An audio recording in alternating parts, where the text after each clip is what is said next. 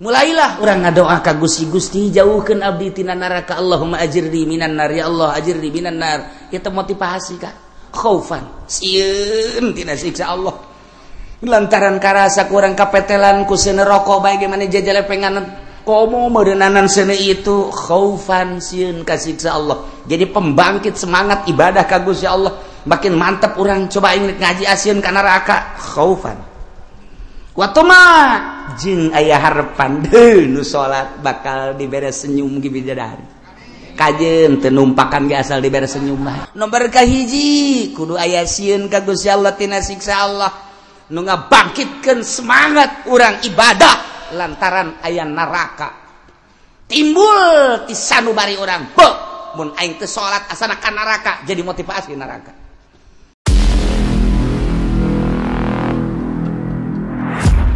Gusti Allah teh ngadamel bumi menang Gusti Allah kade bumi teh ieu teh nu ngadamelna ulah pajar jajadian petet meureun cara paham Darwin dina tafsir ngajelaskeun bahwa bumi teh ieu mah jajadian we cenah lain dadamelan Gusti. Aku manya apa itu sabodoh. Setelah Allah ngadamel bumi, didamelah anu bakal jadi penghunina. Selain daripada hewan-hewan daratan, hewan-hewan lautan, anu bakal paling dominan penghuni bumi ialah manusia. Timimiti Kangjeng Nabi Adam alaihi salam. Anak baranakan datang ka Kangjeng Nabi Idris. Tidinya anak baranakan Nuh datang ka Kangjeng Nabi Nuh. Di zaman Kangjeng Nabi Nuh geus bangkawarah makhluk teh. Geus loba nu teu nurut ka Allah jeung ka Rasulna, diberela siksa banjir. Sesa tina banjir. Anak baranakan deui terus datang ka Kangjeng Nabi Sulaiman, datang ka Kangjeng Nabi Musa, datang ka Kangjeng Nabi Isa alaihi salam, kuari urang di zaman Kangjeng Nabi Muhammad sallallahu alaihi wasallam. Allah ngutus Rasul teh jangan beberes di muka bumi. Tatanan kehidupan manusia teh supaya akur jeung anu nyieuna. Wallahu alam baheula di zaman Kangjeng Nabi Daud, zaman Kangjeng Nabi Sulaiman, di zaman Kangjeng Nabi Musa, Kangjeng Nabi Harun, zaman Kangjeng Nabi Isa keun. Walaupun orang bisa ngerti, bisa nyaho melalui kitabna Zabur di zaman Kangjeng Nabi Daud, Taurat di zaman Kangjeng Nabi Musa alaihi salam, Injil di zaman Kangjeng Nabi Isa alaihi salam. Seluruhna kabeh nitah nauhidkeun ka Gusti Allah. 104 kitab nu diturunkeun ku Gusti Allah diperkecil nggak jadi 4 kitab samawi, Zabur, Taurat, Injil jeung Al-Quran. Lupa salia akur kabeh ge nauhidkeun ka Gusti Allah Subhanahu wa taala. Anu sugandi dituna titah nyembah ka batu, sugandina Taurat titah nyembah teh ka Uzair teh aya. Sebab sugandina Injil titah nyembah ka Kangjeng Nabi Isa, Kangjeng Nabi Isa na sorangan kaget. Kabeh nitah ibadah jeung nyembah ka Khaliq alladzi khalaqas samawati wal ard, yakni Allah Subhanahu wa taala. Keur meujeuhna rusak tatanan-tatanan kahirupan, mabok ambalaya, judi luar biasa, pembunuhan pohara. pokokna mah geus eueuh bae peradaban nu bagus teh harita. Lamun teu mabok teh teu ngeunaheun zaman jahiliyah. Jadi jelema teh parareing bae geus kararieu bae. Arareing jelema. Lamun magi awewe atuh geus bae cekel, porosotkeun, kececas tinggalkeun. Masya Allah, percis kos kotok. Iya zaman jahiliyah. Ya Allah ya Rabbi, atuh nu gagah, nu sugih, etalah nu menang. Tampung kunyana gagah aya dinyana, sugih aya dinyana, hayang awewe nu mana bae, panggil, pake, piceun.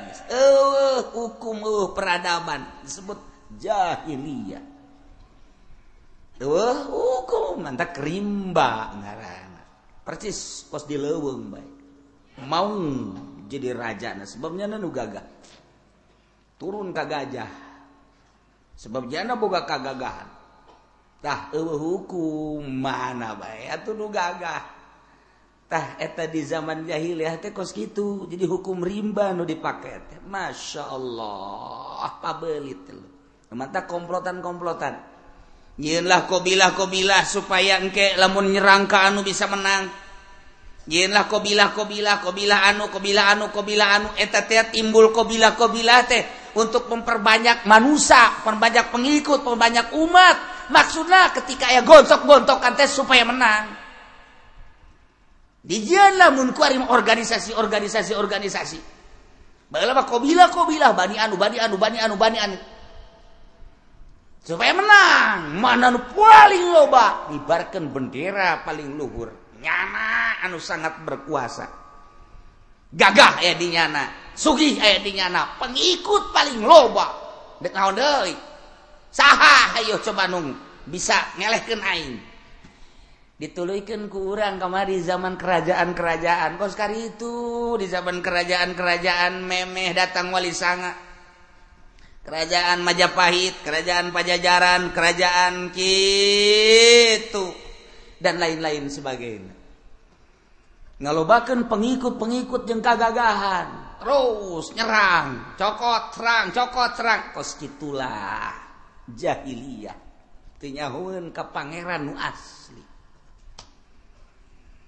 Di tengah-tengah kerusakan tatanan kehidupan manusia, hukum jeung peradaban Allah Maha Kawasa ngutus seorang rasul nu ngaran Kangjeng Nabi Muhammad sallallahu alaihi wasallam. Dek ngarubah perjudian, permabukan, perzinahan, perzoliman, pembunuhan. Bayangkan ku urang Kangjeng Nabi dengan tenang geus dipersiapkeun ku Gusti Allah mentalna jeung segala rupana. Gancang caritana Kangjeng Nabi boga julukan Al-Amin. Dengan kepiawaian Kangjeng Nabi, keramah tabahan Kangjeng Nabi, henteu pernah Kangjeng Nabi ngajak gontok-gontokan, teu pernah Kangjeng Nabi ngajak riributan, malah Kangjeng Nabi sering kali misahkeun jelema nu ribut. Seringkali Kangjeng Nabi ngadameikeun jelema nu pasini, seringkali Kangjeng Nabi ngaislahkeun keributan-keributan baik individu perorangan maupun rombongan-rombongan Kangjeng Nabi. Tenarlah dengan julukan Al-Amin.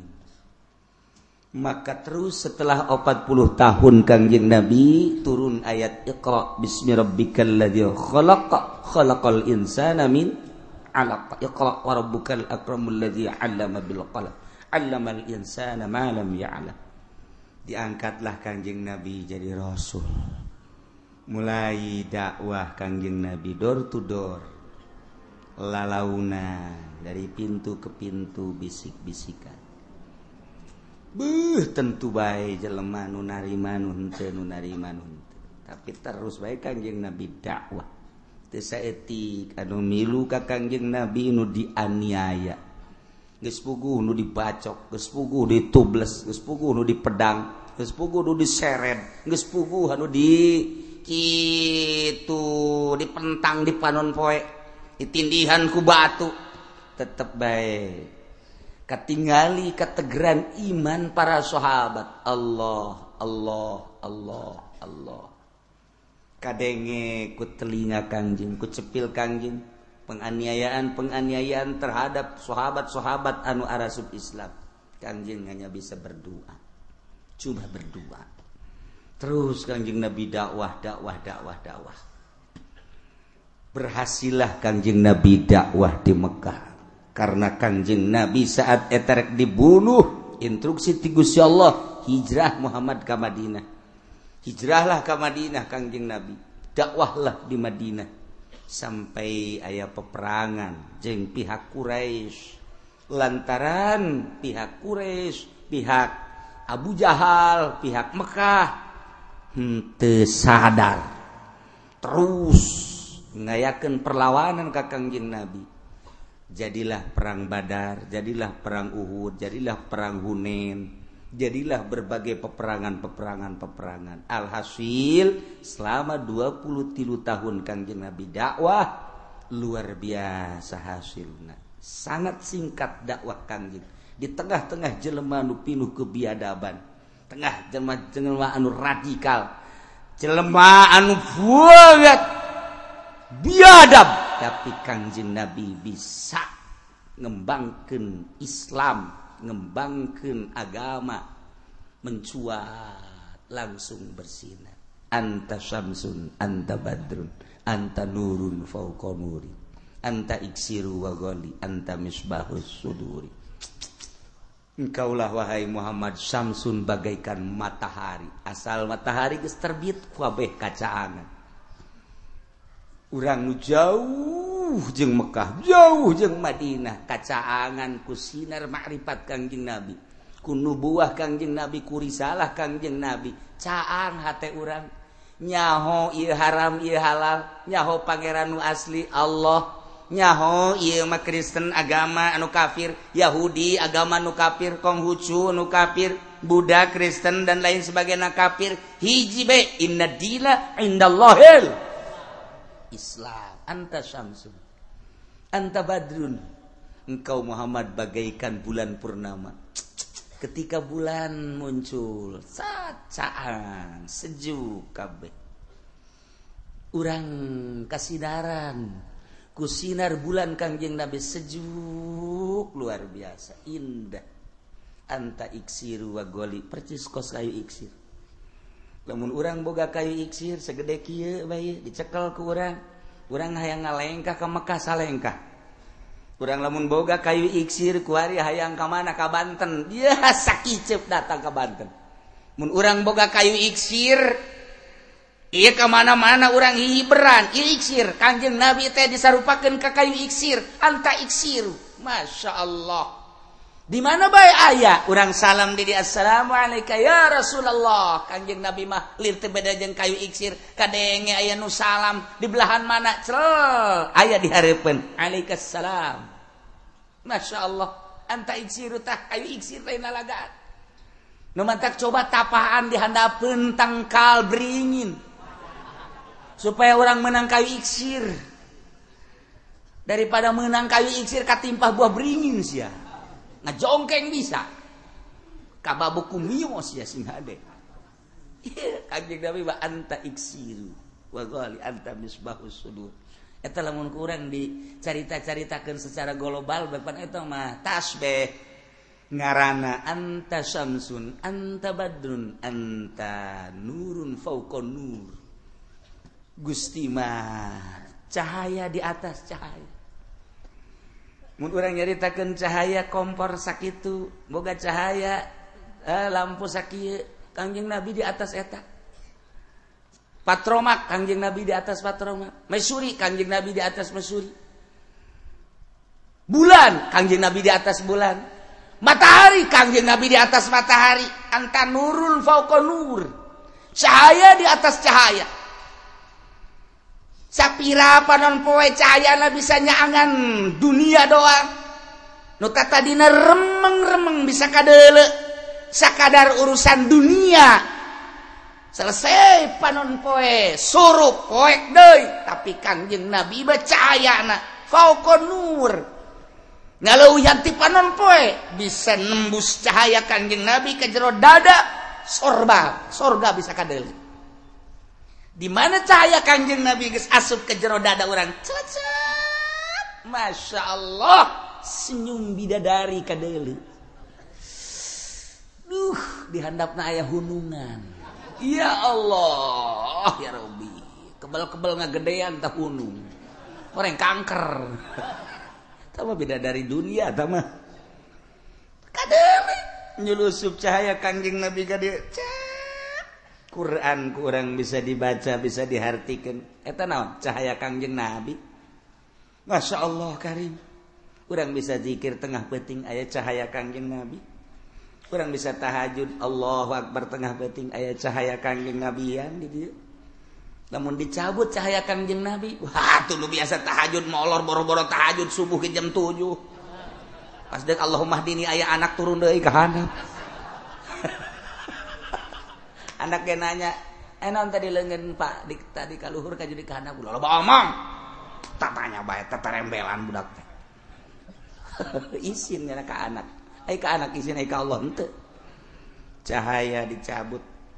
Ketika cahaya Kangjeng Nabi asup ke jero dada, Masya Allah, muka Quran belaka baca, muka tafsir belaka baca, muka kitab janggotan ge kabaca bae. Aya cahaya Kangjeng Nabi di dieu. Ya Allah ya Rabbi. Cahaya Kangjeng Nabi muncar kana tarang, muncar kana mata, muncar kana ceuli, muncar teu bisa diganggu gugat sakali haram-haram, sakali halal-halal. Sekali makruh-makruh, sekali sunah-sunah, sekali mubah-mubah. Cahaya Kangjeng Nabi mendominasi ke awak urang. Ketika cahaya Kangjeng Nabi aya di jero kalimpudan ku ari ku kepentingan.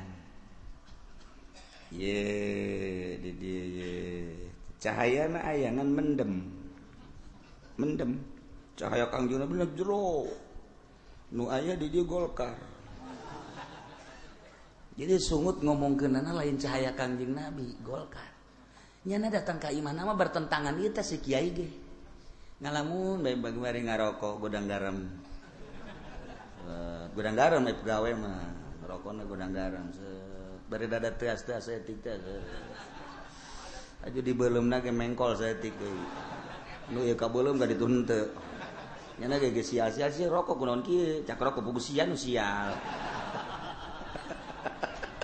Nyana ge diseug-seugkeun ku rokok lah nyalahkeun aing teh ieu teh dibeulem Gusti ya tanda nu mantak aing teu kabeulem belah dieu miring ka dieu kabeulem ieu henteu siana miring cak rokok tuh rokok ge ngomong lah nyalahkeun aing bolon sia cak rokok ye ngalamun nyana ge heuh nya sabaraha aing ge salah ye ngana tuja demi mio lah demi bangunan lah demi majlis lah lu kos kitu diperjuangkeun cahaya Kangjeng Nabi na mendem di jero panu mantak bagaikan katak di dalam tempurung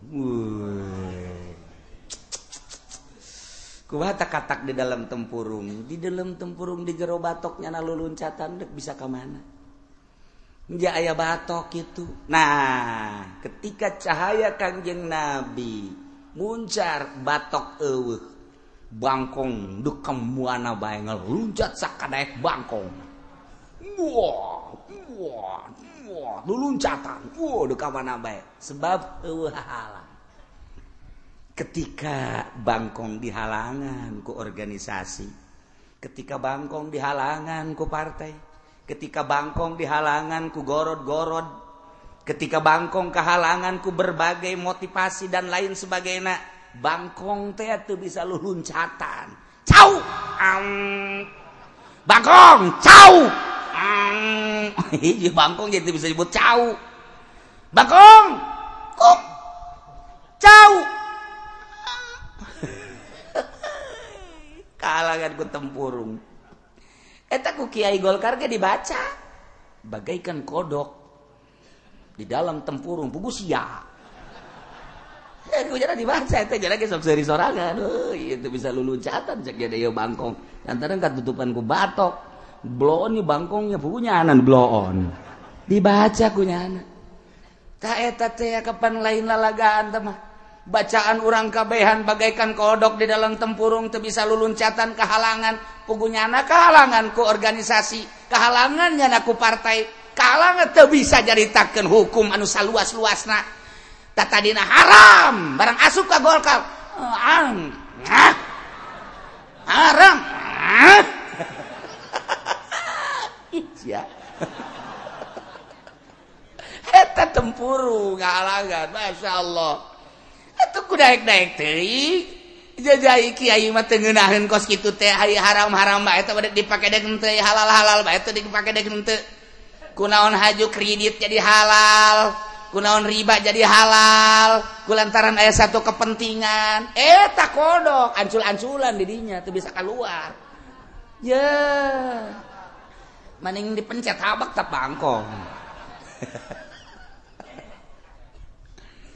Kangjeng Nabi teh terus bae dakwah ngabeberes tatanan-tatanan kehidupan manusia melalui Al-Qur'anul Karim dek nyaritakeun naon aya Al-Qur'an tentang ubudiyah cukup dina Al-Qur'an tentang muamalah cukuplah Al-Qur'an tentang siasat tentang aya dina Al-Qur'an berbagai-bagai tentang budaya ya dina Al-Qur'anul Karim dek neangan naon dina Al-Qur'an Kangjeng dakwah dibere mukjizat Al-Qur'anul Karim alhamdulillah Masya Allah dengan waktu anu singkat nu tadina jelema nyembah ka berhala ka uza ka manat kuari mah nyembahna ka Gusti Allah Subhanahu wa taala nu tadina awewe rurundayan buu ka mana-mana bujal ka mana-mana pingping ka mana-mana turun ayat hijab jadi rarapih kuari mah rambut awewe teu kadeuleu ku lalaki bujal kitu kene dada dan lain sebagainya rapih anu tadina mah ieu anak ngalawan ka kolot-kolot bisa dilecehkeun ku anak kalantaran aya Kangjeng Nabi aya tatanan Al-Qur'anul Karim aya adab-adaban anak ka kolot kitu keneh atasan ka bawahan-bawahan ka atasan antara kitu pemimpin jeung rakyat-rakyat jeung pemimpin aya adab-adaban anak Masya Allah rapi luar biasa Kangjeng Nabi dakwah ngabilukeun peribadahan tatadina ka patung ka batu ka makhluk wari ka Allah anu tatadina muamalah teu beres cara jual beli cara pinjam meminjam dan lain sebagainya jol Kangjeng Nabi ditata sedemikian rupa rapi luar biasa urusan perpolitikan pemerintahan dipimpin ku seorang raja Sultan Khalifah kabelah dieuna kumaha cek khalifah sebab khalifah teh henteu sewenang-wenang lantaran aya kitab Al-Qur'anul Karim ngalaksanakeun Al-Qur'anul Karim berangkat rapi luar biasa tentang budaya-budaya anu diakui ku Al-Qur'anul Karim dilanjutkeun rapi tentrem Mekah jadi tentrem Madinah jadi tentrem satu suara nyembah ka Gusti Allah Subhanahu wa taala peribadahan imimiti syahadat salat kemudian zakat puasa haji lain lalagaan rapi ditata rukun iman amantu billahi wa malaikatihi wa kutubihi wa rusulihi wal yaumil akhir wa bil qadari khairihi wa syarrihi minallahi ta'ala nyebar di timur tengah ka Yaman ka Turki ka Baghdad Irak ka Iran ka Mesir ka Yordan terus rambah ka dieu ka Asia kitu Pasifik terus datang ka dieu ka Malaysia terus ka Indonesia berangkatlah terus para aulia-aulia Allah memeh Malik Ibrahim Maulana Malik Ibrahim geus aya lantaran Syekh Maghribi geus dakwah Syekh Samsudin geus dakwah aya Nyi Siti Fatibah ge seorang sahabat eta teh geus dakwah bahkan cek sawareh sahabat cek sawareh tabiin dakwah ngan kekencengna di zaman para wali songo rapih tatanan-tatanan duta tadina tatanan-tatanan kemanusiaan termasuk peribadahan nu tadina nyembah ka makhluk wari jadi nyembah ka Allah Subhanahu wa taala pimpinku Raden Patah Demak di dieu ku Syekh Syarif Hidayatullah Banten pimpinku Syekh Maulana Hasanuddin jelema ngemprai kabeh ibadah ka Gusti Allah Subhanahu wa taala indung kanu jadi anak boga dedeh anak ka indung menghormati ka bapa menghormati kitu kene aya hakul jar bapada tatangga ngabogaan hak, aya hakus, aya hakudin, hak antara agama rapi ditata ku para wali-wali Allah Subhanahu wa ta'ala aslina ku Kangjeng Nabi Muhammad sallallahu alaihi wasallam. Tak karapihan eta kudu terus diperjuang. Numentak di dia turun ayat wala tufsidu fil ard. Ulah rek ngarusak aranjeun kabeh di muka bumi bada islahi hasabada direbe beres dirarapi. Bibasir rusuliku diutus para rasul belah dituna rasul.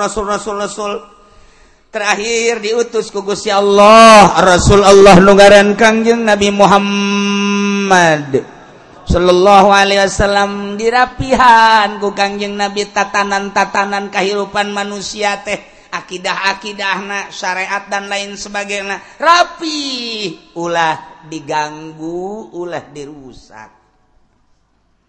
Anu tatadina jelema mararabok jadi henteu tatadina jelema silih bunuh, jadi henteu tatadina urusan muamalah terapi jadi rapi. Tatadina urusan soal agama teu beres jadi beres. Tatanan eta lanjutkeun, ulah sok dirusak. Nu matak aya larangan ti Gusti Allah, wala tufsidu fil ard. Ulah rek ngarusak aranjeun kabeh di muka bumi. Dengan cara dirusak kumaha? Dirusak zahir mah tuh gunung ditebangan, digalian, tuh kayu ditebangan, dibeakeun, tuh laut dan lain sebagainya. Eta kerusakan-kerusakan teu sabaraha tah bagus kitu baeuna naonna. Lantaran aya kepentingan di Gunung Sindur, Gunung Beak, soteh jalain jang nyana. Jangsa, apan urang sepatan dek nyeun imah lamun batu jamal bisa. Matak Gunung Sindur kuari dibedulkeun. Jegudot dibawaan ka sepatan, dibawaan ka Rajeg, dibawaan ka kitu mana ka Cikupa, ka Pasar Kemis. Ngawujud guari nu jadi musola, jadi majelis salim deres sama jadi imah. Jadi macem-macem di Gunung Sindur. Nu mantak mun aya orang Gunung Sindur kudu ditangkep. Terima kasih kamu orang Gunung Sindur. Kudu nuhun lantaran nyana eta nu boga gunungna. Pasir di alaan, baheula di Bitung, di sedotan. Jalain jang nyana, jang urang kabehan. Kajen kuku mah hageja emang kebutuhan urang, masalah sama kos kitu mah. Di Kalimantan, wah ditebangan kayu, dibawaan kuari ka Jakarta, ka Tangerang, ka Jawa Tengah, ka Jawa Timur. Nu dibawaan nama aya 10% mah, nu dijual aya 80% mah. Nu dijual lain dijual dipaling dibawaan ka luar negeri. Tapi cak batur tapi jelas. Nama urusan ada urusan pemerintah tapi Allah sabada. Gaya hitung-hitungan aya di akhirat. Ai jana beukeun makan kos kitu atuh. Engke ge jana digadilan. Tuh nya urusan kos kitu mah tapi nu paling bahaya wala tufsidu fil ardi ba'da islahiha.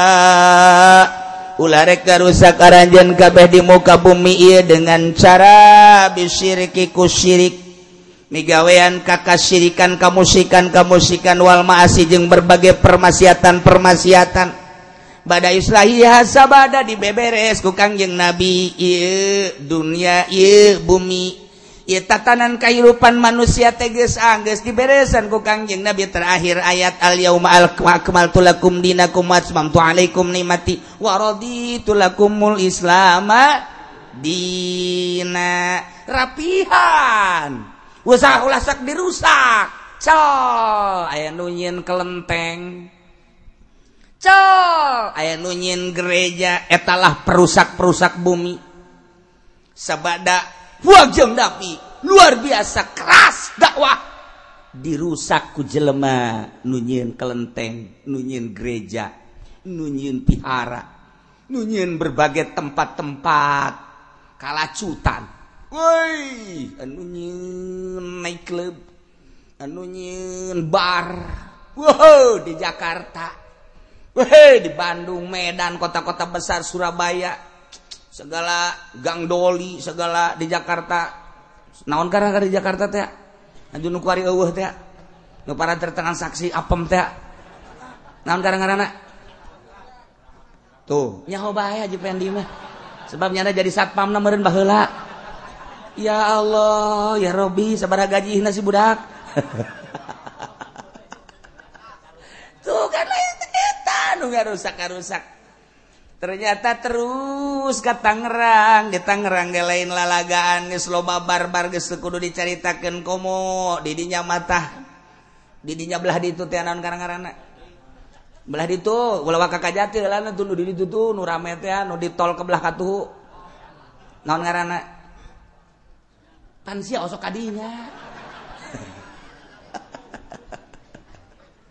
iya kari masyaallah aju di Jati kadinya aya terus dek di Jende di Bojong dek di Jende di nyata geus aya anu datang ka kaula jelema anu dek ngabangunna jelema anu dek ngabangun minta izin ka kaula di dinya teh geus aya tanda tangan MUI tinggal kiai cenah aya nu tanda tangan mangkaning bulan puasa lamun kiai di dieu tanda tangan cenah bakal dibere duit wah lumayan ya cek urang jang lebaran mantep ya ndeh aing ka Garut tuh hese-hese ya nah sia sabaraha duit dek merena berapa mau kasih saya tanda tangan di situ hotel Bojong bakal Bojong hiji belah ditu belah Raja hiji dia tuh langsung ka dieu ieu naon garang-garangna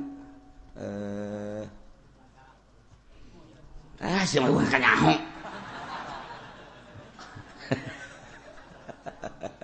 pemborongna datang ka kau langsung ngobrol jeung kula kiai kalau kiai tanda tangan ini kan sudah ada tuh suatu kukula di dulu aya nyahon mun teh kula nyaraho tokoh-tokoh masyarakat anu tanda tangan teh kula nyaho kiai nu tanda tangan MUI nyaho kula mun teh geus kasal kadeuleu beungeutna he sia eta kasal kadeuleu sia nyaho bebeja ka kula tapi lamun kiai teh tanda tangan ieu dikhawatirkeun caknya khawatirkeun sapila kurang tuh henteu cenah ceukna besi demo nah ai dikhawatirkeun mah aing dik demo ka jeung kukuha ge siap pokona mah golok gerasah lah henteu cenah kiai aya sabaraha duit teu marena ayo tadi ngaluarkeun nya duit plok hitung sabaraha bendel eta hitung hiji 2 3 4 5 ayo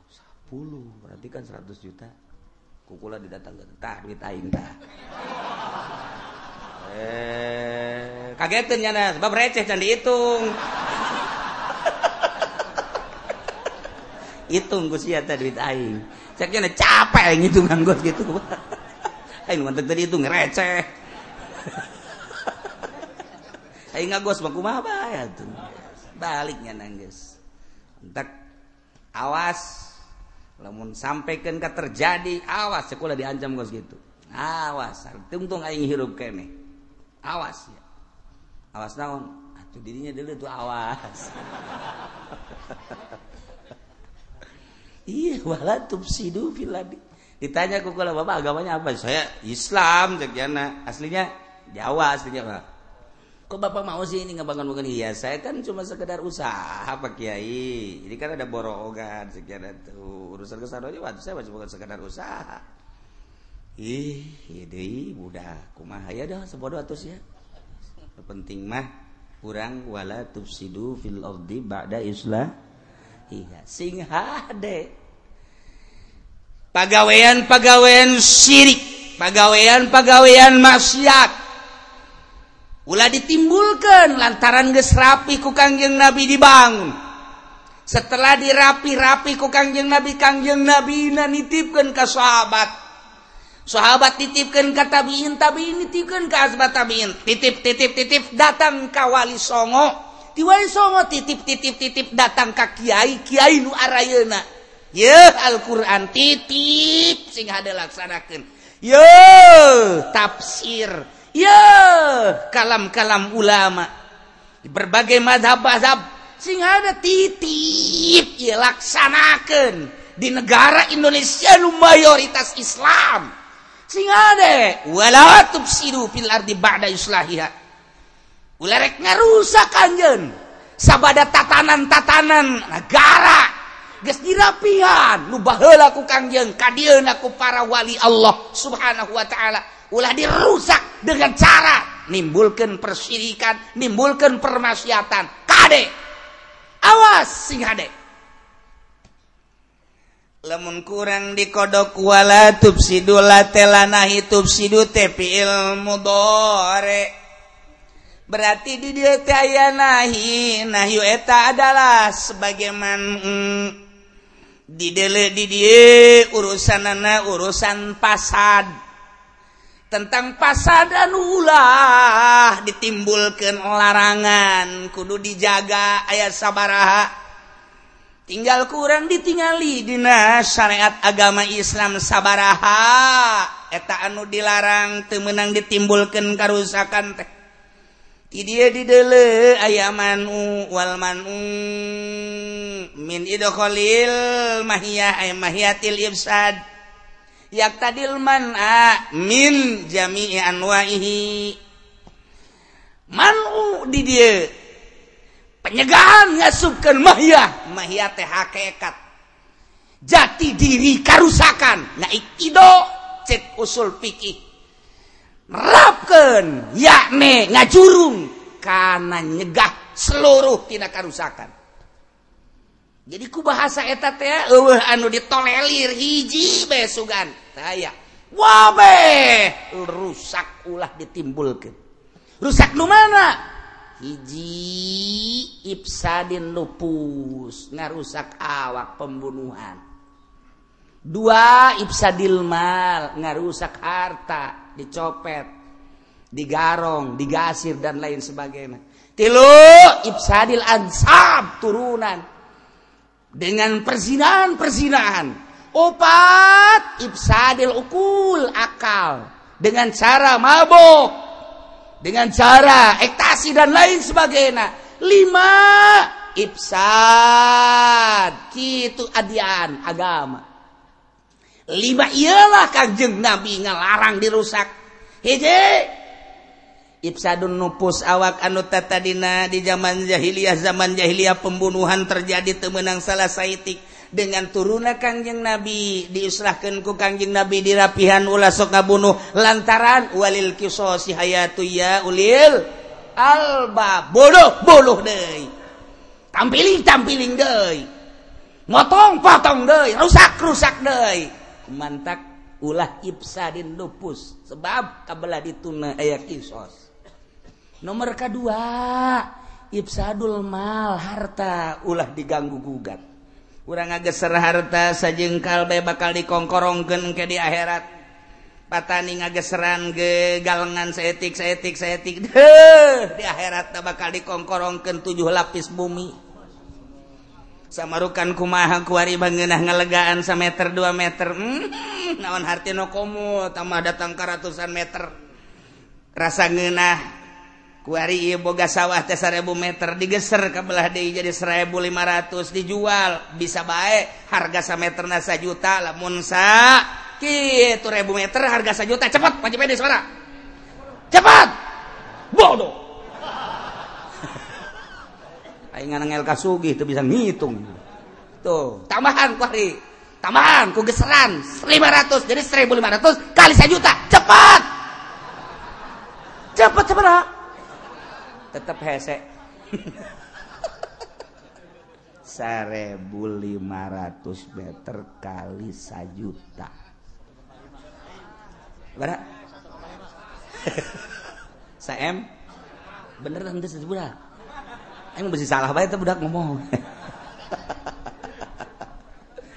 anu tadina saem jadi saem setengah kan di dunia mah nya bisa muyah maye taruhlah meuli mobil bisa jadi meuli Lexus misalnya atau meuli Fortuner misalnya bisa meuli Kijang tambah jeung imah hahaha paes ya dikongkorongkeun ka sia mangkaning lain 1 meter 2 meter 7 lapis langit kali 500 meter Jehey. Emang kumaha kuari sakadar menikmati Fortuner, belah dituna menikmati Lexus atau Baby Ben merenyana miliaran mah, atau kuari mah boga mobil anu okos eta teh anu kitu teh naon karana ta? Naon karana? Mobil perang teh, perang lain naon lain. Meuli Hammer lah nyana dan lain sebagainya. Ngeunah bae kuari hayo sia di akhirat sia. Ku Allah geus disiapkeun tadeuh dikongkorongkeun ka nyana. Ayo sia lurah kongkorongkeun ka lurah. Aduh, cak lurah teh nya berat ya aing. Masyarakat dikongkorongkeun. Ya Allah, ya Rabbi. Eta aya Ki Haji deui nyeser. Masyaallah, macul-macul teh saeutik wae sajengkal mata. Sajengkal doang tetep dikongkorongkeun bae. Aduh, eta budak Ci Haji. Temenang cepat copet cukat cokot dan lain sebagainya ngarusak harta. 2 ifsadul mal. Nomor katilu ifsadul kitu ansab turunan. Mantap kudu dijaga ge. Kuari urang lamun nyaritakeun di Indonesia ge saya jasa nyaritakeun kamari ieu mah keur kuraletik masih keneh. Itu perzinahan teh ngan syukur di kota besar. Kuari barang loba kontrakan di urang. Masyaallah saya nyaritakeun. Geus hampir kabeh sih henteu beureun mun dipresentasekeun nu zina jeung teu zina loba anu zina. Endeu kumaha atuh? Matak tinggal nunggu azab bae. Loba anu kakula cerik. Kunaon cerik mbae ini cenah saya hamil. Atuh hamil si nangis. Yang enggak ada bapaknya. Emang kemana bapaknya? Mati tak apa? Bukan, dia enggak mau tanggung jawab. Terus kesini nangis mau apa? Siapa yang mau nerusin? Sia. Dibawa baik ke pondok gitu ya. Kayak gitu kos gitulah dibawa ke dia tuh. Ceknya mah meureun coba tuh tolong santri mah seorang dia goblok meureun. Santri aing diteneruskeun burung. Coba eta. Naon geus teh izin ban kuari mah awewe ka imah araramil anu 5 bulan nu 6 bulan careurik. Nya ceknya nu tanggung jawabna undek dikumahakeun. Ayo kula kumaha tuh jawabna kos gitu. Ayo kumaha. Terus baca-baca kula sok lalagaan we kos gitu ieu. Lah sapira jeung jelema kos gitu. Nah ieu pahar ansab turunan geus dirusak ku nyana. Engke eta ketepuguh binna pan bin saha. Pan aya turunan mah bin anu cara Imam Ghazali Muhammad bin Al-Ghazali kan geunah. Muhammad bin Abdullah bin Udrus tu mantak. Masya Allah kangjeng Nabi mapan itu naon karangarana sanajan di zaman jahiliyah tapi kangjeng Nabi mah aman tina persidahan zaman jahiliyah. Ieu zaman kuari di karumah binna teu puguh bin saha binti saha. Kuari geus lain lalagaan loba jasa. Kiai cenah kula keur nikah jeung ibuna ieu harita geus hamil 2 bulan. Kukula ditikah teh ieu kumaha cenah anakna ieu sedengkeun awe sanu ngawalian. Lain saurang lain 2 urang. Kiai kula bakeur kawin jeung ibuna ieu jeung emakna ieu budak. Kula eta ibuna geus hamil cenah sabaraha 4 bulan. Dihamilan gosa ku kula. Tangkorak sia meureunana. Lain saeutik jasa. Geus ku sebab kalau badai jadi kula ge malik naon kitu ngaranna malik ndek utah deui. Bulo bajasa ieu mah ya Allah ya Rabbi. Sekitar Pasar Kemis, sekitar Cikupa, sekitar Sepatan geus abbalaya. Ieu nu kudu dijaga. Sing hade turunan. Tuh stilu nomor kaopat akal.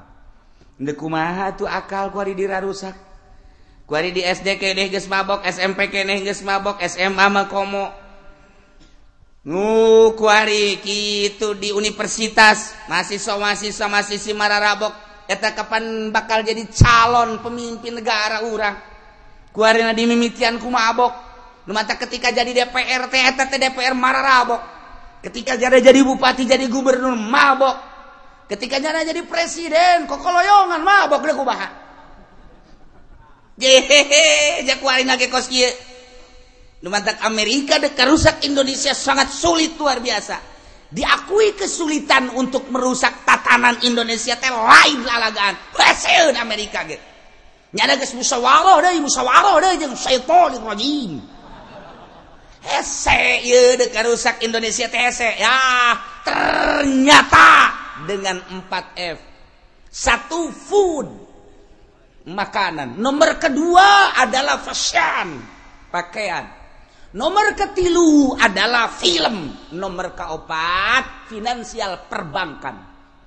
Opat pe eta lah nu bakal ngarusak paksakeun mulai tina food makanan-makanan ti mimiti es bonbon datang ke Supermi, datang ke berbagai makanan-makanan disisipan ku Kristen ku Yahudi make bahan-bahan kimia anu bakal ngadolkeun kana otak, anu bakal nurunkeun kana kadar kecerdasan otak, anu bakal kadituna manehna menikmati tentang makanan pongke ka Al-Qur'an, pongke ka kalam-kalam ulama, pongke ka akhirat melalui makanan. Ti orok kene geus dibere makanan mah baheula mah pan urang keur leutik mah makanan teh menang nyokot ti kebon cau dicokot. Haji cau terus dipanaskeun teh di naon ngaranna? Disepan. Terus ku emakna dikerokan make sendok didaharkeun ka urang asli kan. Cau menang ti kebon. Ya Allah ya Rabb kuari geus titah nyusuan ku sorangan ge geus embung geus aya ku ari mah lantaran geus teu butuhkeun ASI ku ari mah geus teu butuhkeun susu ibu teu butuh geus aya ku ari mah geus neuk make susu naon aya neuk make susu embe aya neuk make susu onta aya neuk make susu sapi aya susu kebo ge aya matak gede tetejeh bae sebab tadi make susu sapi atuh jadi geus gedena kos sapi nyurudug bae. Iya putar nomor kahiji teka rasakan kurang dirusak emang lalai lalagaan eta pajar lalagaan lain bebeneran eta teh menang musyawarahnya na. Nomor kedua fashion pakaian nu baheula mah pakaian teh atuh nang produksi urang asli menang urang anu ditimbulkeun tuh di mana di Palembang make kotrek tenunan itu asli daerah. Nah manual kemudian atau di Jawa gitu kene terus ke NTB hasilnya kan bagus serang melalui Jepang serang melalui arang asing dibuatlah sedemikian rupa geus babahana make kimia ditambah deui ku ari potongan-potonganana terus diedar-edar ke jelema di kabongbroy ku eta. Nomor katilu, nomor kedua, nomor katiluna film. Baheula mah film teh kudu ka gedung film. Terus diayakeun TV film, ditayangkeun di TV ku hari mah di HP. Unggal detik. Anak geus kieu bae anak kotek mana ngagerokeun. Dewi. Kotek. Dewi ka dieu sakedeung. Kotek. Geus baraheun mana. Sakedaon. Iya mata di dalam jatuh mah susu mak coba mana le tolong ke mana deh goblok pan tadi marah wari babarengan tayangan naon eta emang bareng film geus kuari mah dibawa ku budak SD terus film ka mamana iraha hayangna terus bae aya nu emakna geus dibonggolan bae titah meuli pulsa budak kajian teuing teu dahar mah asal meuli pulsa cak kana teh blon teh. Ayo coba kuari. Ayo coba ku sia rasakeun kuari. 10 tahun ka hareup bakal pikumahaeun ieu kakara kuari. Ambalaya geus kos kieu tatanan. Nu mantak cek Gus Dur belum siap sebetulnya Indonesia belum siap untuk menyikapi era globalisasi. Gus Dur dah ngomong lain can siap naon soal kabeuli mah kabeuli tapi siap untuk mental bangsa Indonesia. Nah, tingkatkan kuari atuh pondok pesantren, tingkatkan atuh kuari pengajian, ditingkatkan. Lantaran kiai nage resep dalam film. Atuh aya aturan ceramah mawa HP pan kiai nage. Saudara-saudara, mohon maaf. Oh iya, saudara-saudara sekalian. Oh, mohon maaf. Mending digantung kiai kos gitu. Saya ngajak pada HP sih gantung habak. Engke mah mun aya kipu doli keur ceramah ngahape gantung.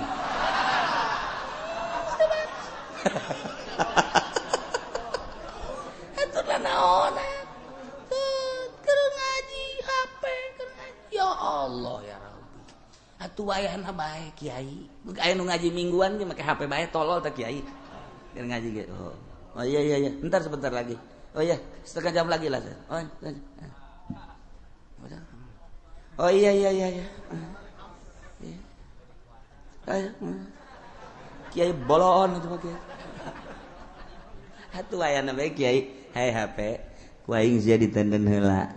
Selama 2 jam aing dek ngaji ulah gaganggu aing sia. Ya, kecuali aing mau ngaganggu sia. Iya geus merajalela ka kiai-kiai keur ceramah nga-HP, geus puguh di kantor mah atuh keur musyawarah nga-HP, geus kitu keur ngaji nga-HP keur salat. Keur salat HP di dieu. Jangan julak-julak usah sai gitu. Blon. Eta kiaina tuh komo santrina. Gusti Allah deuk wahaya.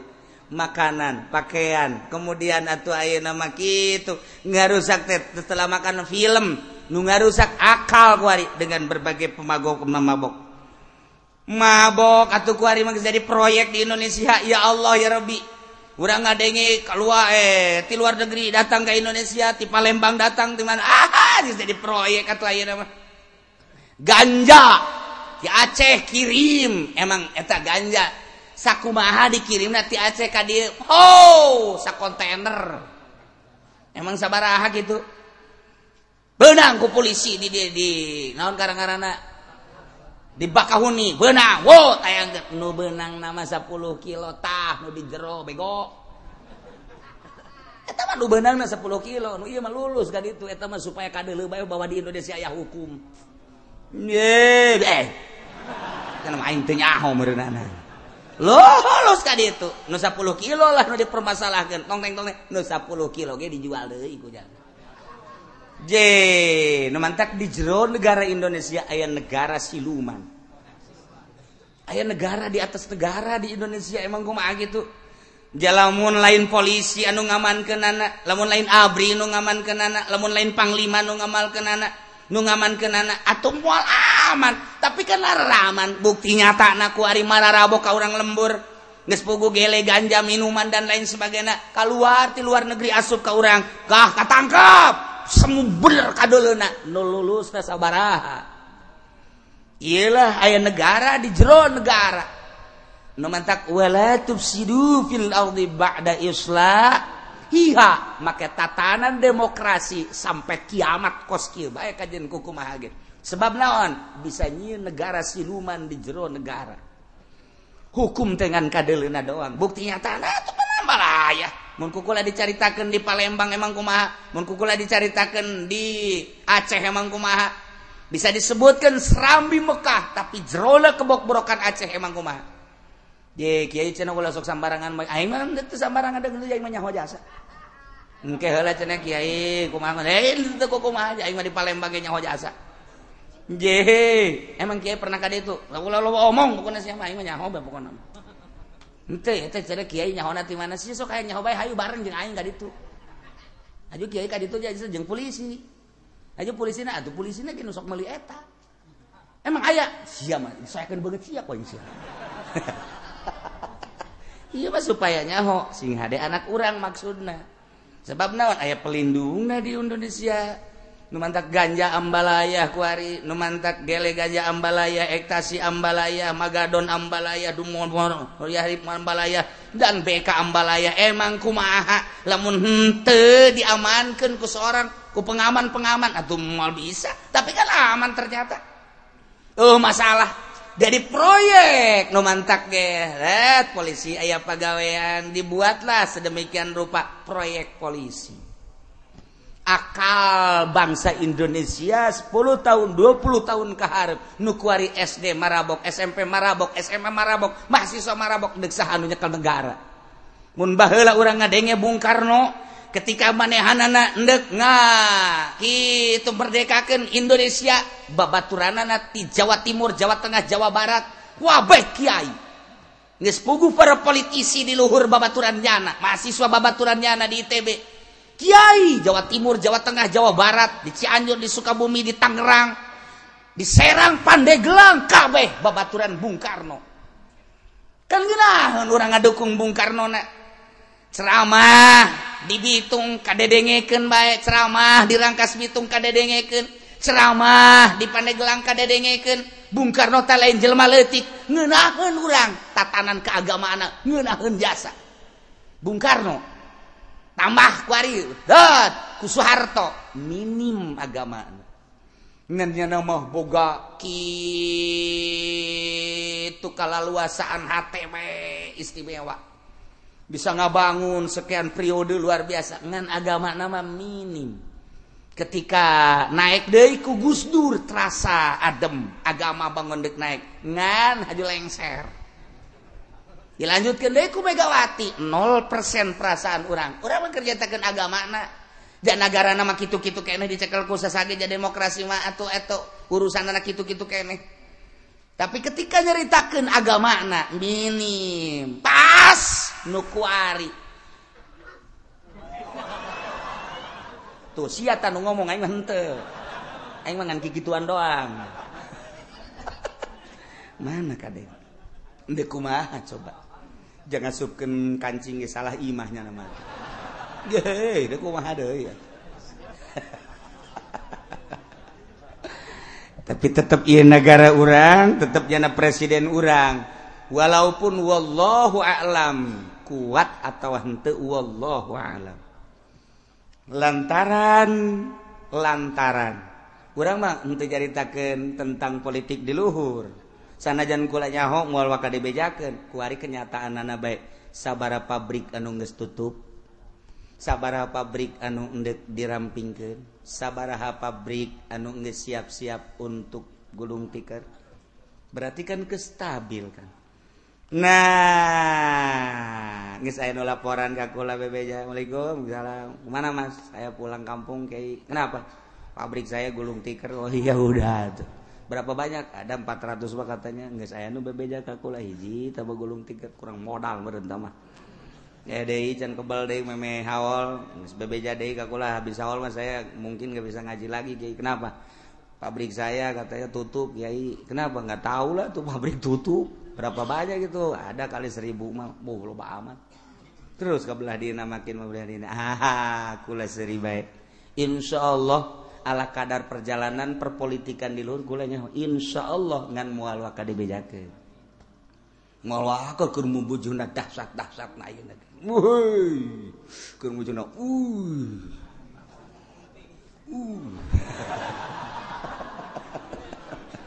wallahu a'lam. Nah, Prabowo geus dipanggil geus 3 kali pertemuan Prabowo. Kemudian atuh ayeuna berbagai pertemuan organisasi di luhur geus mulai organisasi Islam geus mulai diperkuat kamari Rebo di Yogyakarta mengarah engke ka Jakarta kan keputusanna tetep bae engke aya ti para ulama-ulama. Mantak kula ge rada kaondang saeutik, ieu beuki kaondang kula kaget atuh sia. Engke kaondang ge pelebah mana jeung deuk naon heulanan. Sia mah haju kaget bae. Kaondang teh buat teuin menteri pae hayang nyalateun.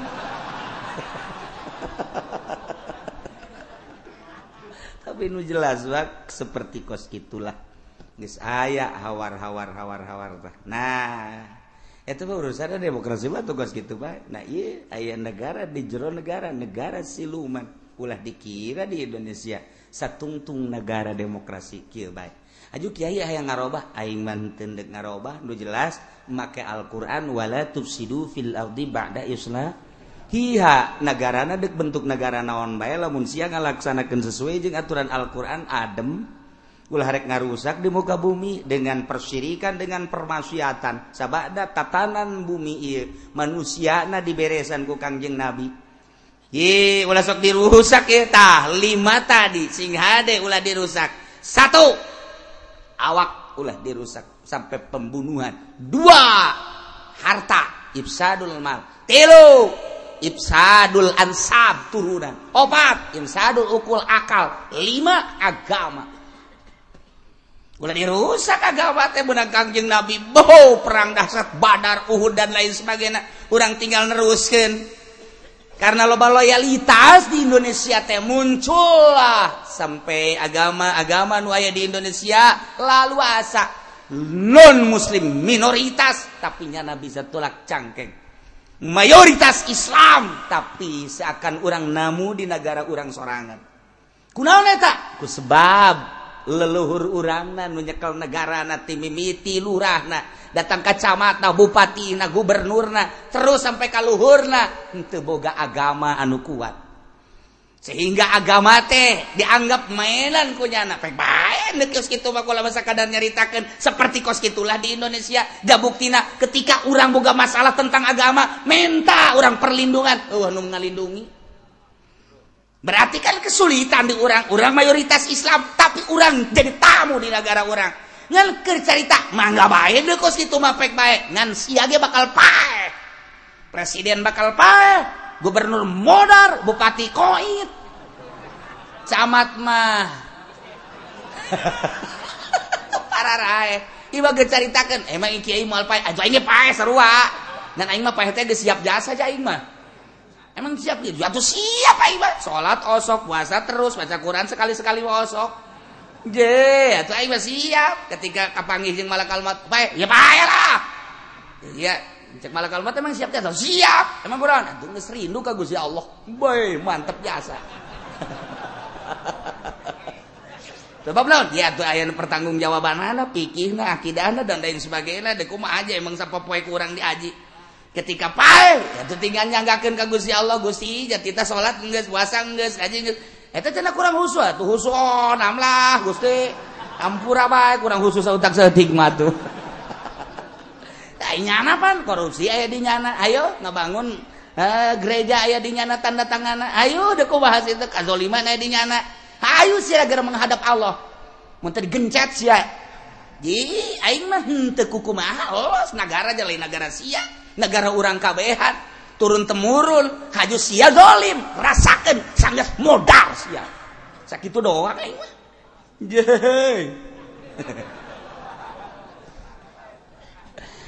cek di dieu lagi wala tufsidu fil ardi ba'da islahiha ulah rek karusak karanjeun kabeh di muka bumi dengan berbagai persirikan jeung permaksiatan nu mantak sekuat tenaga urang larang ketika aya persirikan jeung permaksiatan wayahna di lingkungan lembur urang teh urang papada peduli ketika aya nu mabok wayahna tepak ketika aya nu judi wayahna tepak ketika aya anu nanggap orkes wayahna urang datangan deuleu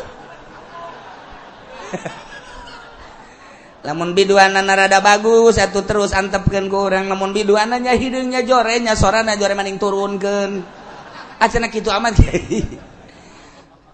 nu bagus tu jore eta adalah permaksiatan mun bisa ku urang rada dinasehatan ieu geus rapi meunang Kangjeng Nabi ba'da islahiha wad'u khaufan wa tama'a waduh jeung ente ngadua ranjeun nyebut ka Gusti Allah ka pangeran doa ka Gusti Allah di samping tadi dua syarat tadarru wa khufyah ditambah deui khaufa wa tama'a nomor kahiji kudu aya sieun ka Gusti Allah tina siksa Allah nu ngabangkitkeun semangat urang ibadah lantaran aya neraka timbul ti sanubari urang mun aing teu salat asana ka neraka jadi motivasi neraka mulailah urang ngadoa ka Gusti jauhkeun abdi tina neraka Allahumma ajirni minan nar ya Allah ajirni minan nar eta motivasi ka khaufan sieun tina siksa Allah lantaran karasa kurang kapetelan ku seuneu rokok bae ge mane jajal penganan komo meureunanan seuneu itu khaufan sieun ka siksa Allah jadi pembangkit semangat ibadah ka Gusti Allah makin mantap orang coba ingin ngaji asieun ka neraka khaufan wa tama jeung aya harepan deui nu salat bakal dibere senyum ki bidadari kajeun teu numpakan ge asal dibere senyum mah cukup ku senyum doang ge kadang urang numpakan bidadari ku senyum da ge weh cak aja penis sejuk hatiku ku senyum doang geus kajeun cak aja penis aing teu kudu ka sorga teu kudu numpakan sia aing mah di lawang sorga kieu ge dibere senyum bae geus ngeunaheun jasa geus mending yuhan di tangkal kayu bae di dieu geus harapan surga aya tanggal kayu asal liwat senyum bidadari asal liwat senyum bidadari geus cukup aing mah geus kos kitu bae geus sekudu sare jeung sia aing mah senyum bae pan urang mun neuleuh awewe geulis ku senyum lagi aduh masyaallah matahari yang terik ketika aku melihat senyummu teduh rasanya waduh tuh caknya ada gombal cenah ya Allah ya Rabbi atuh komo bidadari gas bidadari geus teu kudu kumaha asal liwat senyum geus cukup engke ge nyana ge rinduan ieu ka urang cek bidadari Gusti aya eta saha abdi asal liwat jana senyum kula senyum asal liwat jana senyum kumaha mun kula diajak kan kitu pagi nah urang aya ngajak mah gengsi di surga ge tetep aya gengsi kan tapi lamun diajak aku nyana sini cek bidadari aku dipersediakan oleh Allah untukmu silahkan nikmati tubuhku waduh siapa sok kemana bae ieu keur nyarita tomaa ieu mah maksudna ieu aya pembangkit listrik ieu tomaa ieu maksudna aya kahayang urang lamun tadi semangat juang ibadah urang lantaran sieun ka neraka rempan aing lamun teu ibadah beusi ka neraka khaufan kuari tomaan min rahmati deh lamun aing teu ibadah atuh moal meunang aing tuh surga jeung bidadarina ku aing kuari mah deuk ibadah ka Gusti Allah dengan harapan hayang bidadari di surga Allah tuh kan jadi semangat urang nu mantap kudu saimbang khaufan jeung tomaan teh cek bahasa dina tasawuf mah antara khauf jeung roja lir teu beda jeung manuk jangjangan jangjang manuk nu aya di manuk ketika stabil dua jangjang nyada bisa hihiberan ka mana bae kitu kene urang di jero hate urang aya khauf jeung roja yakni toma seimbang antara khauf jeung roja jeung toma urang bisa ibadah dengan mantap ka Gusti Allah salat Allahu akbar di jero hate urang aya khauf jeung aya toma ketika ditanya kunaon dia soal nu mantak salat sieun ka neraka kunaon sieun mantak salat bae hayang ka sorga sieun ka neraka jeung hayang ka sorga sarua 50% etalah ibadah anu handap ibadah nu teka ibadah jelema bersyariat mah kos kitu bae mun ditanya ieu papais aya naonan ieu mah aya cauan cau sedengkeun urang hobi ka cau di dahar ku urang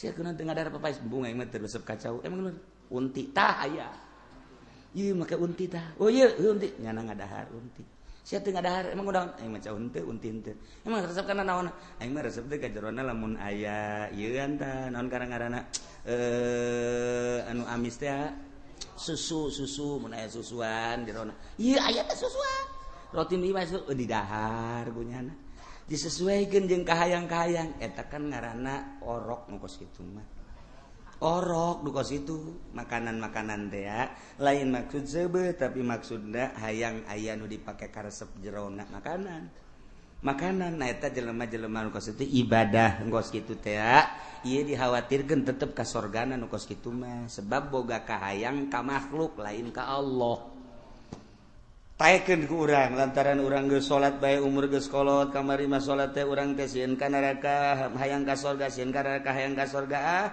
tingkatkeun ku ari mah aya urusan sorga jeung neraka mah jatah mah urusan Allah mending ka Allah nu nyieun sorga jeung neraka adapun deuk di ka sorgakeun deuk di ka nerakakeun kumaha nu nyieunna bae abdi mah hayang ka nu nyieunna bae ieu mah ngomong takos kitu ngomong mah babari pelaksana mah pan hese atuh hese pelaksana mah ngan ngomong doang atuh unggal pidato ge bisa ngomong makos gitu tapi pelaksanaanna coba di jero hate urang rek teu hayang ka sorga teu embung ka neraka teu embung ka neraka teu hayang ka sorga hiji Allah tah eta teh lamun boga kos kitu tah urang tekad di jero hate wali ngaranna sia ibadah we mun hayang teu naon bohong henteu deh bohong sayang ka sorganya henteu sapira sorga itulah makhluk-makhluk kayaknya dadamelan Allah sia sieun ka neraka mimbung sia dek dibeuleum atuh masalah mah dibeuleum nya kudu bogana ieu Acana dibeulung diasur-asur tuh los. Bener sia. Masuk aju kos kitu sia. Sia daek itu lamun ku Allah dikanarakakeun. Atuh maknya Allah ngararakakeun mulai tah geus rada turun maknya. Geus rada turun tah. Rada sieun nya ge sarua. Maknya Allah tega ka aing ngararakakeun. Je. Atuh sapira sia, ulah-ulah sia. Wali ge wah dikanarakakeun maka neraka tuh sapira sia bawa lain kiai lain sapira tukang toge heuh nya atuh sia sorat bae bukan nerakanya gitulah kira-kira turun berarti kan anu asli mah lain kitu sia kudu dia ibadah bae ka Allah aing mah ka Allah sia yang ka surga nya henteu moh meureunana sia ombung ka neraka henteu nu bener sia ieu bener aing mah kajian kuku mah ka Allah bae. Lah siapa mau kajian kukong nggak bohong, aing mah kieu, aing hayang ka surga aja aing mah teu pantes di ka surgakeun sapira aing di ka nerakakeun atuh meureunana pantes ba pantes bae ngan sabenerna mah aing nyeri ka neraka mah. Tah jadi bae ka Allah bae nyanggakeun adapun deuk mana nama kumaha Allah bae eta teh asli di jero hate wali eta teh. Geus we jadi ibadah, sedekah geus teh hayang ka alam, teh hayang nanaon salat, teh hayang ka alam, teh Allah. Tah eta teh kan kudu diurus melalui thariqah nu kos kitu teh supaya bisa kieu urang hirup teh Gusti. Sapira abdi atuh jata tadina ge eueuh haju aya diayakeun ge ku Gusti, berarti abdi teh nu Gusti. Haju abdi hirup ku ari sapira hirup abdi atuh. Jaya teh aya hirup teh aya nyawaan bae sedengkeun nyawa ge ditempelkeun ku Gusti mun ku Gusti dicabut meureun abdi panyanggakeun sadaya-daya sapira abdi atuh Gusti harta-harta abdi mah urusan luareun abdi janu Gusti keneh loba nu sugih di cara rabut mah jasa rusah bae atuh komo abdi nanaonan nyanggakeun sadaya-daya sehingga sapira abdi Gusti lah abdi mah nanaonan ngarasa nanaonan terus makin hari makin nanaonan rasaan diri makin nanaonan Gusti sapira abdi jawayah paeh mah paeh bae dek diabdikeun diri abdi ka Gusti cak Gusti salat cak Gusti puasa cak Gusti haji cak Gusti perang abdi dek disiapkeun demi ngaladen ka Gusti sapira hirup abdi atuh Gusti jangan teu perang ge wayah paeh mah paeh bae geus bae ku eueuh nilaian eueuh hargaan eueuh kaluhuran diri abdi perasaan ku handap-handapna abdi deuk ngabdi ka Gusti jam sabaraha titah Gusti abdi siap ngalaksanakeun andai kada kudu perang paeh di medan laga eueuh kudu kahook diri abdi nyawa tarohanana njagakeun Gusti abdi mah hayang ka Gusti wungkul pan eta ngeunaheun jasa talamun geus kos kitu hudang tengah peting Gusti abdi dihudangkeun ge ku Gusti haju tiris ge nang Gusti abdi deuk garingkuk deui nang Gusti dia tolol beureun sia mah cenah deuk ngabdikeun eleh ku tiris dicoba urang hudang peting ku tiris dicoba hudang peting ku panas dicoba urang teh ku sehat dicoba urang ku gering ayo sia lamun endek ngabdikeun diri sia ka aing ngarasa diri sia nilai ngarasa diri sia pangkat coba ku aing deuk dicoba sia hayo kaingkeun coba urang keur sehat na Allahu akbar diberes-beres sales basa etik cek pamajikan ka henteu ka masjid emang salat subuh boro-boro ka masjid salat ge encan emang kunaon moal salat teulanan nyegering emang kunaon bongan Allah mere gering ka aing tuh ngabongankeun ka Allah pantolol tan teu tuh urang mah kos kitu bae nah mentak wali tah malah meniskan ka Allah dak wali ngaranna segala rupa geus ka Allah nah ulah rek garusak anjeun di muka bumi dengan persyirikan dengan permaksiatan sabada dirapihan ieu ku ayana rasul-rasul nu diutus ku Gusti Allah terakhir utusan Allah adalah Kangjeng Nabi wad'uhu doa ku maneh ngadoa maneh ka Gusti Allah ka pangeran dengan syarat tambah dua khaufan wa tama'a inna rahmatallahi qaribum minal muhsinin sanyana rahmat Allah teta qaribun deukeut minal muhsinin ka jelema nu nyieun hade urang kuari teh ngaji urang kuari ibadah deuh nyieun kahadean tinggal ngalengkah doang ka rahmat Allah keur carita rahmat Allah anu hakiki ira Gusti atuh tinggal sakedeung deui mana geus kadeuleuk ku waliullah mah rahmat Allah teh dibentukeun sorga ku Gusti Allah teh ngan teu hayaangeun ka sorga hayang ka Gusti na bae rahmat Allah teh qaribum minal musinin dekat ka jelema nyunin hade jelema nu ibadah ka Gusti Allah maka rahmat Allah teh deket rahmat Allah teh kanikmatan Allah deket teh iraha kahalangan ku paeh doang ketika paeh tek nya ngalengkah ka rahmat Allah. Masya Allah. Ieu urang kuari ngaji, terus sholat, terus puasa, terus zakat. Aya fakir miskin bere, aya yatim piatu bere, anak pernah-pernahkeun ku urang ibadah tentrem ka Gusti Allah, eta ngaranna urang muhsinin nyin hade. Eta teh deukeut ka rahmat Allah, nu ngahalangan antara urang jeung rahmat naon? Hirup. Ketika hirup urang dicabut paeh ngaranna urang ngalengkah trek ka rahmat Allah. Di dunia mah caririk, pamajikan cerik, anak cerik, murid cerik, kabeh tatangga caririk, kabeh yang cerikan kadedeh kanyah jeung sajaban nyana nu dicencerikan keur seserian di rahmat Allah. Masya Allah, qaribum minal muhsinin. Deukeut ngan kahalangan ku paeh doang. Paeh trek nya ngalengkah ka dinya. Ya Allah ya Rabbi. Nu mantak lamun jelema nu luhur jasa mah akidahna, imanna ketika dititah perang teh siap. Naon sebabna? Paeh trek ka rahmat Allah. Paeh trek ka rahmat Allah. Inna rahmatallahi qaribum minal muhsinin. Tanu mantak sanajan kukumaha ge tetep bae urang ngaharepkeun rahmat Allah jeung rahmat Allah teh deukeut jasa ka urang, tinggal urang kuari mempersiapkan diri untuk masuk ke rahmat Allah nu dihalangan ku paeh. Samemeh urang paeh, siap-siaplah urang ngalobakeun nyieun kahadean supaya urang asup di golongan muhsinin lantaran nu deukeut kana rahmat Allah mah inna rahmatallahi qaribum minal muhsinin. Mudah-mudahan urang kabehan diasupkeun ka golongan muhsinin sehingga urang aya dina rahmat Allah, urang balik aya dina rahmat Allah, urang bakal kana rahmat Allah babarengan jeung ahli-ahli rahmat Allah Subhanahu wa taala. Bi barakati umil Quran. Al-Fatihah. Bismillahirrahmanirrahim. Alhamdulillahirabbil alamin arrahmanir rahim maliki yaumiddin. Iyyaka na'budu wa iyyaka nasta'in ihdinas siratal mustaqim siratal ladzina an'amta 'alaihim ghairil maghdubi 'alaihim waladdallin.